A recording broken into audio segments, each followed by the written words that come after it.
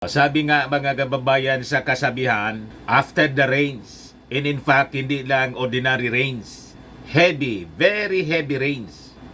Of course, there will be sunshine. So palabas na ng ating bansa mga kababayan yung bagyong si Karina. After na magbuhos ng napakatinding ulan sa ating pong bansa at humina na rin sa pinakahuling report na pinalabas ng Pag-asa habang papuntang Taiwan. So sa susunod na mga kababayan na mga oras, patuloy nang gaganda yung ating panahon.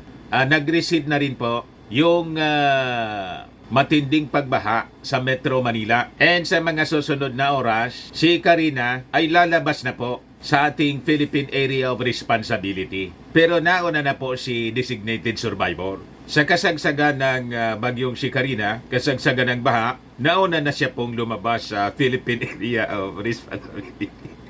Ikaw talaga niya, Mr. Maravillas. Yun ang nabasa ko po.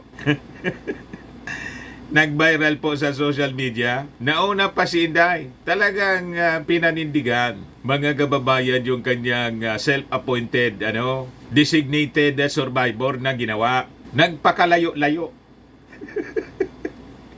Yung kanyang evacuation center, Germany pa, mga kababayan, doon sa pamilya ng kanyang nanay yata na isang German. At walang paliwanag kung ano yung kanyang purpose. Sabi nga po ng mga netizens, di bali na lang sana kung official travel, official business, di ba? Pero kung mga personal man lang po, pwede naman po na ikansila. Di ba? Vice Presidente ka. Tapos nakikita mo, lumilitaw sa mga matitinding baha, yung inyong mga kababayan, iiwan mo. Kung ako ang Vice Presidente, hindi ko na itutuloy. Sasabihin ko doon sa sa mga staff ko, i-cancel na muna ninyo ang travel ko. Kasi kailangan ko ritong mag-stay para tumulong man lang sa relief operation. At kailangang hands-on tayo. Di ba? Tulad ng ating Pangulong Bongbong Marcos. Si Inday po, bigla na lang pong lumipad, mga kababayan, outside ng Philippine Area of Responsibility, nag-evacuate. Tapos niya, Mr. Maravillas, ang tawag niya, lagi niyang bukang bibig, mali natin ang Pilipinas. Mali ng Pilipinas? Nasa kalagitnaan kasagsagan ng calamity, lumipad pa Germany. Talaga na, Mr. Maravillas, laging baliktad yung kanilang mga pananalita. Yung ating Pangulong Bongbong Marcos, nasa ocular inspection po. Saan ito, mga kababayan? Nag-iikot ngayon sa Metro Manila, yung ating Pangulo. Yan po. Ayan po. Para mag-inspeksyon, personal niyang inspeksyonin po ang mga nasalanta ng baha sa Metro Manila. Yan o. Yan ang presidente po, mga kababayan. Yan po, ocular inspection sa Valenzuela City po pala ito. Mga kababayan, Valenzuela City. Yan o. Ocular inspection, Valenzuela City, Barangay Malanday. Yan, sabi rito sa live feed ng RTVM. Yan po.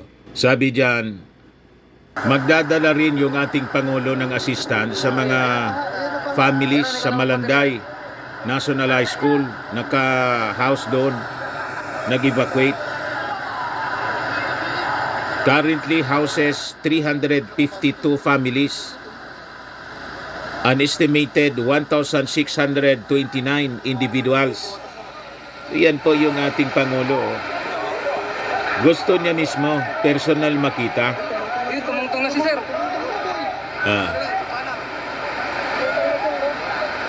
Di ba? Wala, tumungtong. Yan ang leader.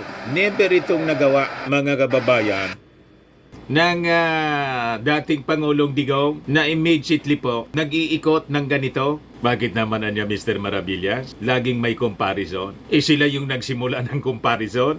Yung mga nausog vloggers, laging binibida nila, mga kababayan yung mga ginagawa daw noon, miss na nila ang ginagawa ni Digong. Alangan manayaan natin sila na magsalita ng magsalita ng mga pagbida-bida na kung saan, sabi nga natin mga kababayan, 6 years yung term of office, 6 years si Digong na naging Pangulo. Yung baha sa Metro Manila po, hindi man yan na-address. Ito nga po, kasi kung nag-implement siya ng mga projects that will address the problem of flooding sa Metro Manila, hindi na sana nangyari ito po. Tama? Pagkatapos, hinanapan nila ng proyekto yung ating Pangulong Bongbong Marcos na yung in-announce na project sa flood control. All over the country yun po. At yung iba, ongoing pa lang po. Hindi pa natatapos. At sabi ng mga experts, mga kababayan, pati yung mga senador, ang rason ng paglala, mga kababayan, sa flooding sa Metro Manila, yung reclamation, i-base po mga kababayan sa data, ang may pinakamaraming reclamation na inapprove, si Mau Diggs po. Ayan Sinday mga kababayan, Sara Duterte nakaalis na sa Philippine Area of Responsibility. Naging sentro mga kababayan ng tuksuhan. Pinagtatawanan na lang ng ating mga kababayan si Inday Sara na ang sinasabi niya, mali natin ang Pilipinas. Pero sa gitna ng calamity po, lumayas. Wala man lang pong paliwanag yung kanyang opisina. Sara, Kin, Fly. Kasama yung kanyang pamilya to Germany. Tapos yung kanyang opisina, wala mang paliwanag kung ano yung sadya. Bakit siya na nag-travel papuntang Germany?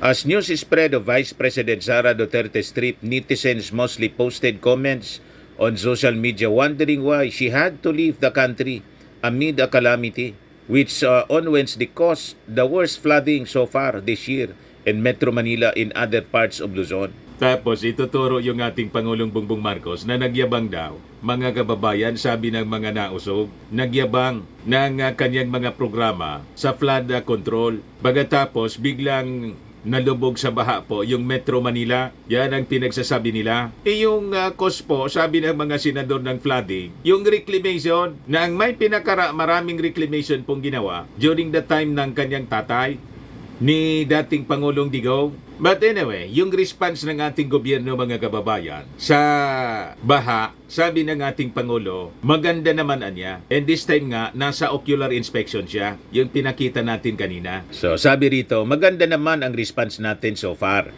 President Ferdinand Marcos expressed satisfaction with the overall response of different government agencies to the effects of Typhoon Karina.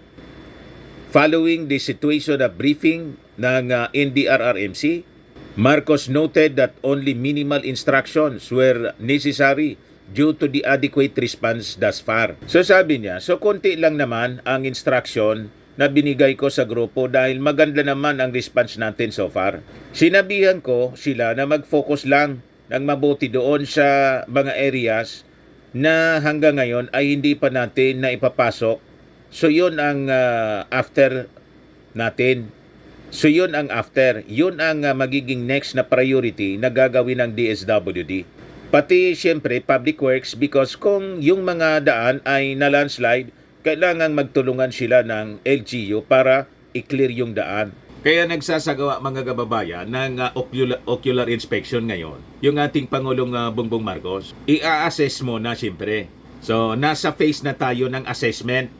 Kasi yung tulong po, sabay-sabay na po na ginagawa ngayon. Kahapon, nasa phase tayo ng evacuation. Kasi talagang napakatindi po yung bagsak ng ulan. So, ngayon, nasa relief operation po tayo and ocular inspection and evaluation ng nangyari. Bakit sobrang tumaas yung tubig baha? Other than siyempre, ang rason yan, yung napakatinding pagbagsak ng ulan. Kahit saang bansa po, sa China nga po, mga kababayan, hindi ko lang nire-report sa inyo. Pero the past several weeks, nauna po yung China sa sinalanta ng matinding mga pagbaha, landslides, dahil sa matinding mga pagbagsak ng ulan. In other countries, in Europe, ganun din po, So this is not unique, mga kababayan, dito sa atin. All countries all throughout the world, kahit nga po yung mga bansa sa Middle East na hindi man inuulan, sa Dubai, sa Saudi Arabia, binabaha na po. Climate change, you see? So importante talaga pag-aralan natin yung ating mga aksyon sa mga susunod na araw. Ngayon, nagpaabot na rin po ng magandang assessment sa handling ng disaster response ng ating Pangulong Bongbong, si Speaker Martin Romualdez. So sabi niya rito, Marcos hands-on approach hailed as country reels from Karina.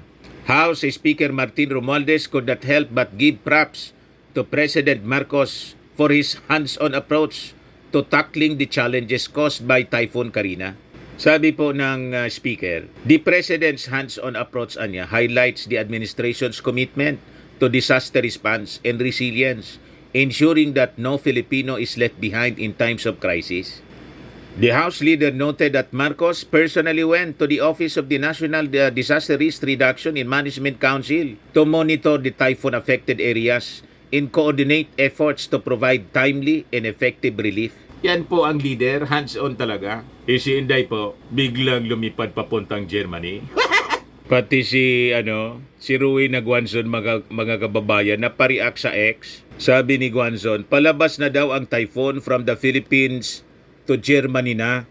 Si Inday na po yung si Inday na po yung naging bagyo. Kasi nga po, kumalat yung viral post na si Inday, mga kababayan, nasa outside na daw ng Philippine Area of Responsibility. Ngayon, nag-react naman po yung ibang mga nakabasa ng post ni Guanzon. Sabi ni Imoymoy, galit siya, nasaan ang BP? Referring to the destination of Germany, Jasper James T. Mariscal jokingly replied to Guanzon, doon daw po kasi ang evacuation center niya at ng family niya pagkalayo-layo. You see, mga kababayan, tapos hanap kayo ng hanap sa ating Pangulong Bongbong Marcos. I-hands-on yung ating Pangulo. Ito yung ating Pangulo. Mga kababayan, nasa ocular inspection. Di ba? Mga kababayan. Yan ang presidente. Totoong leader. Leading by example po. O ngayon, ano ba yung problema? Bakit laging binabaha po ang Metro Manila? So yun ang ating magiging sentro ng discussion, mga kababayan. Galing na sa mga kinikilalang eksperto para siguro magkapag-craft tayo ng magandang policy at magandang response, mga kababayan, to address the flooding sa Metro Manila po. But before ko ibigay sa inyo ang full story niyan, click subscribe muna dito sa ating YouTube channel and hit the notification bell para lagi po kayong updated sa mga kaganapan dito sa ating bansa. Like and share na rin po ninyo ng ating video. At huwag na rin po ninyo na skip yung ating mga commercial ads para tuloy-tuloy lang ang pag-unlad ng bagong Pilipinas. Sa mga naghanap ng malinis and spacious fitness gym, pumunta lang po kayo sa aming Colossal Fitness Gym. We also offer Grab Car Rental with our brand new 2023 model ng Toyota Innova. We also accept booking for those who are planning to travel via PAL, Cebu Pacific, and other airline companies, local and international. And bills payment for Meralco Bills, PLDT, etc. Ang Colossal Fitness Gym is located at 3rd floor Security Bank Building, Lanco Business Park, Legazpi City, Albay. For inquiries, look for Jilon Maravillas. Contact number 0966-802-0949. Yan po yung aming Innova. Lagi na pong matao sa amin.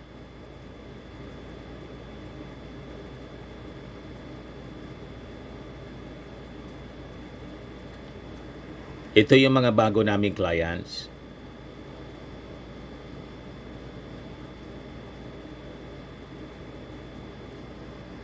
Mga British stories po sila. Ito naman po, international. Na-set up na rin po yung aming brand new gym equipment.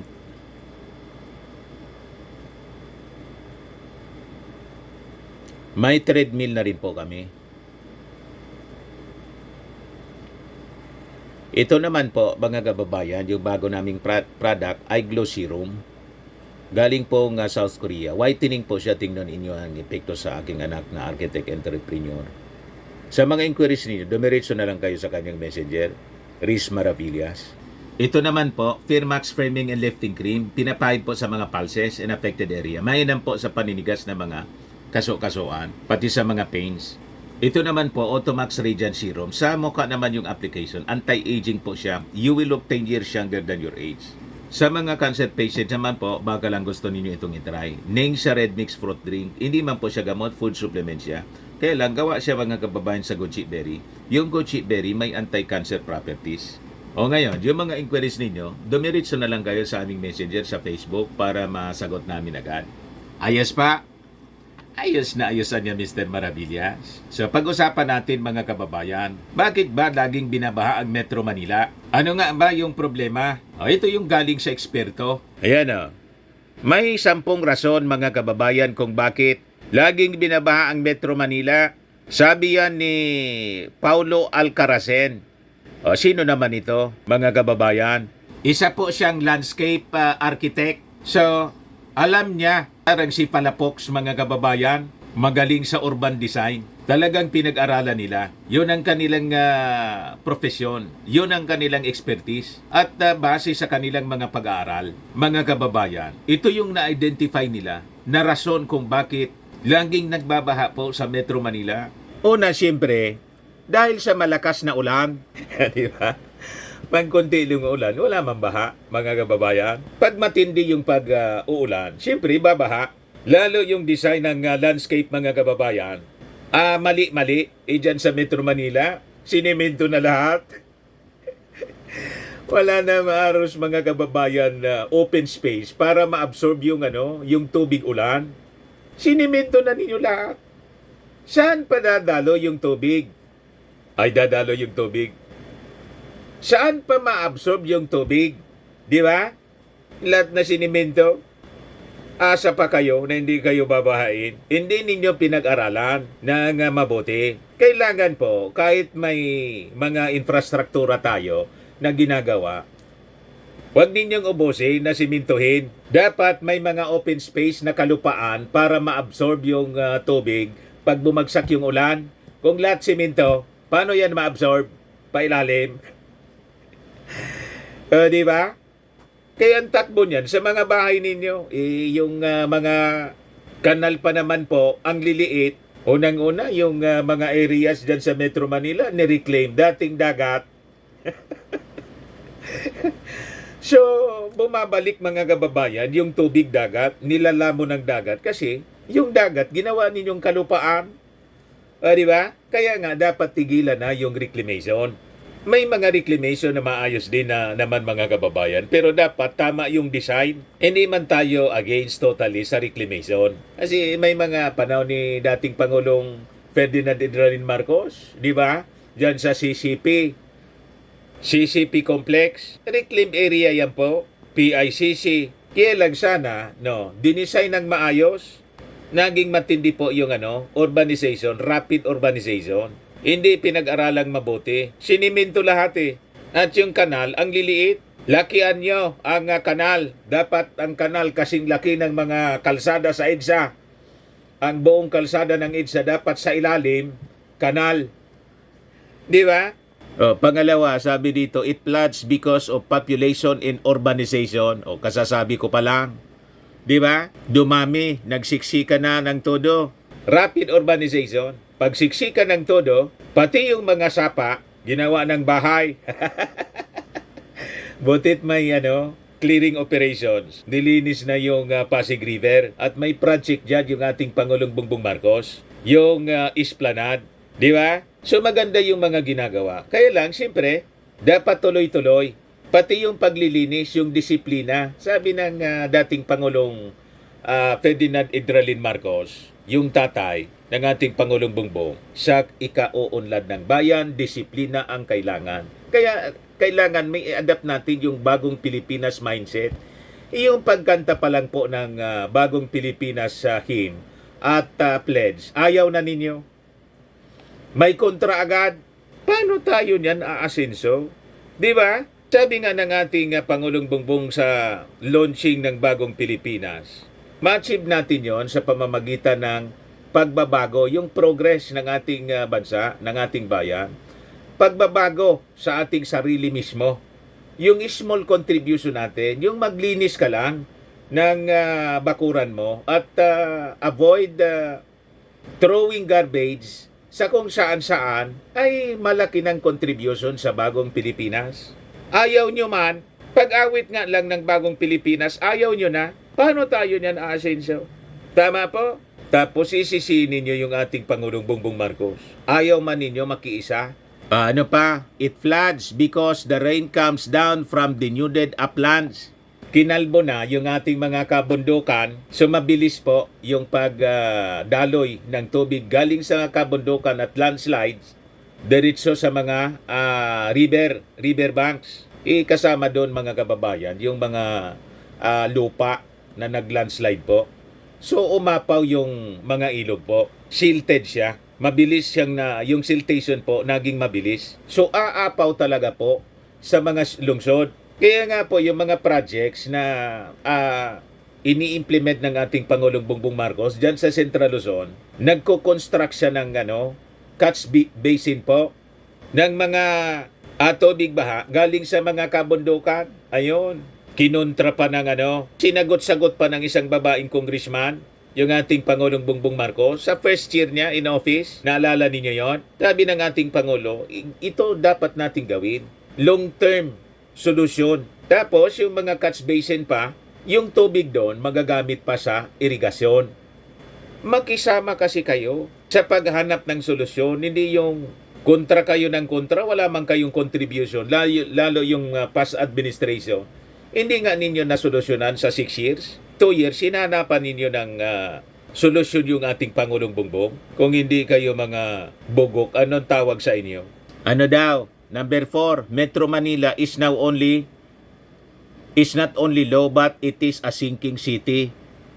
You see? Kaya yung programa ng ating Pangulong Bongbong mga kababayan, i-decongest ang Manila, wag ng lahat Manila. Kaya nagde-develop siya ng mga areas outside Manila, mga kababayan, para yung progreso hindi po nakafocus lang sa Metro Manila at hindi magsiksikan yung mga tao. Nakita ninyo? So yun ang mga long-term solution po na ginagawa ng ating gobyerno. Hindi po yan kaya sa 2 years. Kaya dapat nga may continuity. After 2028 po, dapat si Martin ang presidente. Huwag dapat yung designated survivor na sa panahon ng calamity po, nasa Germany. Tama ba? Ano pa? It floods because we have less drainage than before. Sige lang po ang simento. Simento rito, simento doon. Wala mang drainage. Saan tatakbo yung tubig? Isa ba nga bahay ninyo? Number 6, it floods because many of those esteros, canals, and waterways of our metropolis we have left are chock full of informal settlers. Walang madaanan na niya.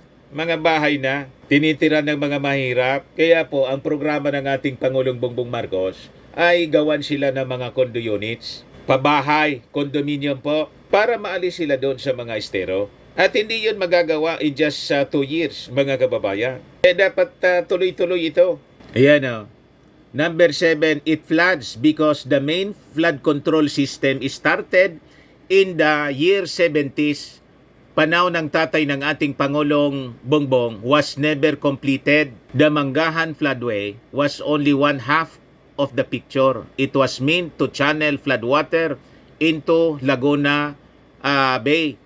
The lake was meant only as a holding area and the excess water was to have been flushed from there to Manila Bay via the Parañaque Spillway.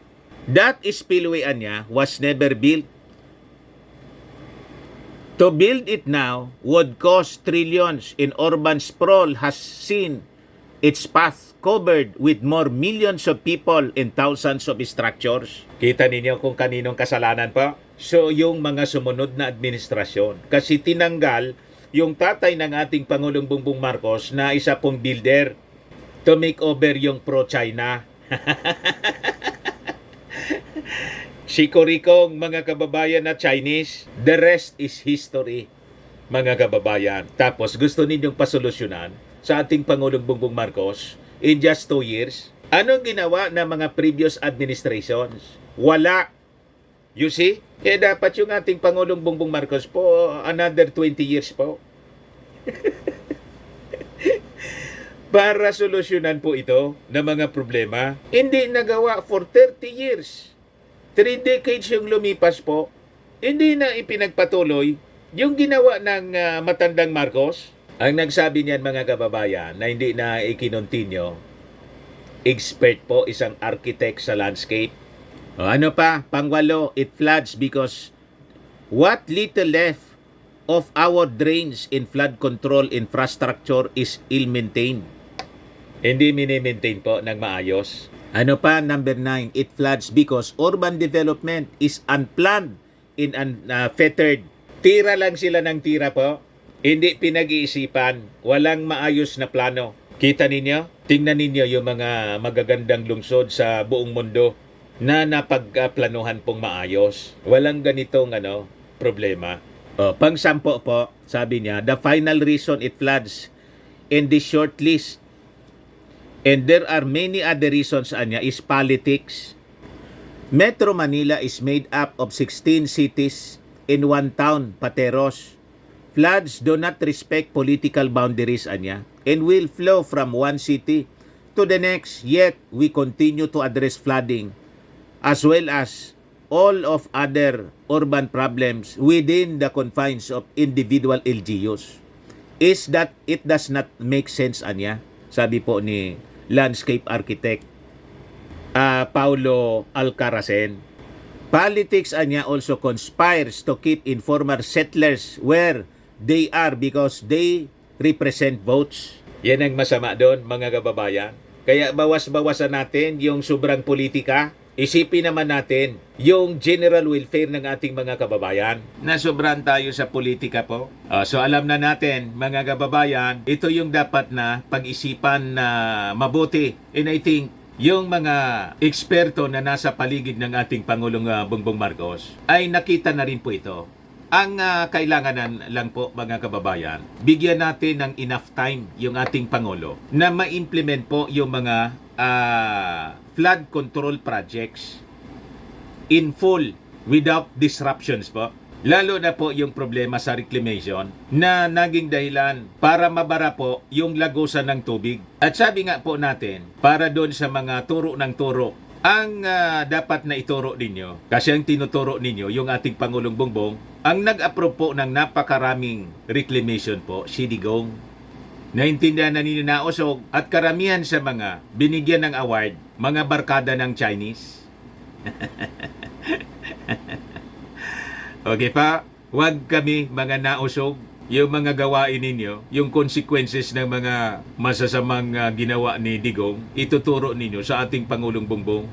Yan po ang ginawa ng administrasyon ni Mao Digso. Reclamation. Panahon po ni Digong, Rodrigo Duterte. Yan. Yan ang ginawa niya rito sa Manila Bay. Ayan project approved without clearances. Tingnan ninyo kung sino may pinakamarami. From Ramos, Estrada, Arroyo, marami din inapprove niya. Aquino, konti. Ayan Duterte, napakaraming inapprove po. Yung Marcos Jr., galing pa yan dito. Galing pa sa kanya yung application. Kaya mayroon din sa panahon niya, mga kababayan. You see? Ito po yung salarin. Ito ang dahilan ng pagbaha sa Metro Manila. Yan More projects got the green light under Duterte. Tapos, ituturo ninyo yung ating Pangulong Bongbong Marcos. Pasosolusyonan ninyo yung problema in 2 years time na ginawa ang problema, mga kababayan, sa pagbabaha. Ang gumawa ng problema po, 6 years niyang ginawa, si Digong. Huwag kami mga nausog. Ayan man lang po, mga kababayan. Ako po si Dante Maravillas. Bye-bye. God bless.